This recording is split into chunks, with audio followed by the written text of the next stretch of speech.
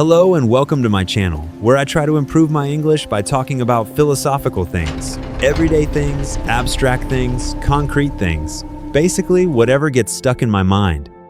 And maybe by turning these thoughts into videos and sharing them, I can find a few friends whose minds work a little bit like mine. Today, one of the things stuck in my head is this.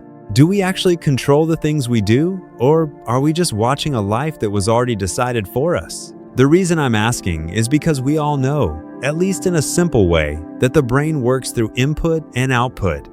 You give your brain something, and it passes that thing through a filter shaped by everything it has experienced before. It analyzes it, judges it, and then gives you some kind of output. Or maybe it gives you nothing. Although giving no output is also an output, technically. But anyway, that's not the point. Let's think from the very beginning. Imagine you were born in City X, and your parents were person Y and person Z. The first things your brain would be exposed to would come from your family. You wouldn't have any control over this because, as a baby, you obviously couldn't choose what you were exposed to. Although, according to my theory, we never really choose what we're exposed to. But I'll come to that. So, depending on what your parents teach you, you somehow reach school age as a good person, a bad person, or probably something in between. Then, you go to school. You don't choose that school either. You meet other children, and you feel like you are choosing which ones you want to become friends with. But even that decision will probably be made by the things your family has already taught you. Maybe they told you to stay away from loud children. Maybe they taught you that quiet children are weak. Maybe you watched something that made a certain kind of person seem dangerous, cool, trustworthy, or strange. Then your teacher walks into the classroom. You didn't choose your teacher.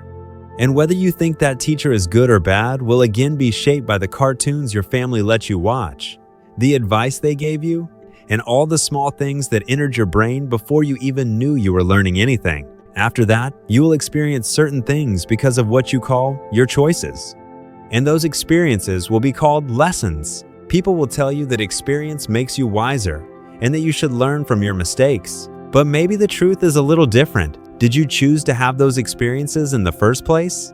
If you had been your neighbor's child instead of your parents' child, maybe your entire way of thinking would be different. You could hate the things you love now.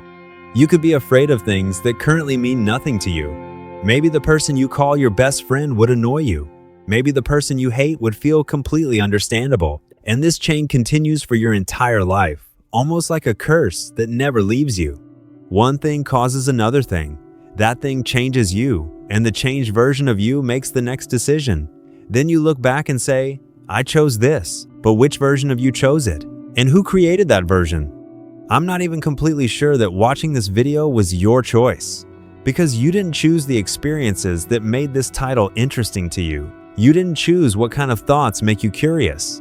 Maybe you clicked because of something you watched yesterday, and you watched that because of something that happened last week. And that happened because of someone you met years ago. If we could follow that chain far enough, maybe it would take us all the way back to the day we were born. And if that's true, where exactly is the free part? Maybe you think you could just do the opposite of what your brain tells you. You could prove me wrong right now by closing this video. But why would you want to prove me wrong? That desire also came from somewhere. Maybe you don't like being told that you have no control. Maybe someone controlled you too much when you were younger, so now anything that threatens your freedom makes you uncomfortable. Even your rebellion could be another output produced by an older input. That's the part I can't escape. Every answer creates the same question again. Of course, I might be completely wrong. Actually, I hope I am, because the idea that I'm only watching myself live is a little disturbing. It makes life feel like one of those games where you're holding the controller, but the controller isn't connected. The character keeps moving, and because your fingers are moving too, you assume you're the one doing it. But maybe awareness changes something. Maybe noticing the chain doesn't break it completely, but it gives us a small space inside it. Because when you notice why you react in a certain way, you can at least stop for a second. You can ask whether this thought belongs to you, your parents, your teachers, your fears, or just some stupid thing someone said to you 10 years ago. But then again, even this awareness needs an input.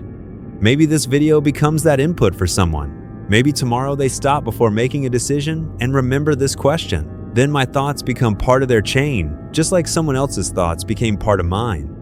So perhaps we aren't separate people freely creating our lives from nothing. Maybe we are more like thousands of unfinished conversations continuing through each other. I don't know if that makes the idea better or worse. Maybe freedom doesn't mean being completely untouched by the past. That would probably be impossible. Maybe freedom is just becoming aware of what is touching you, even if you can't fully escape it. Or maybe even that feeling of awareness was decided long before this moment. I honestly don't know. But if you stayed until the end of this video, I have one question for you. Did you decide to stay? Or were you always going to?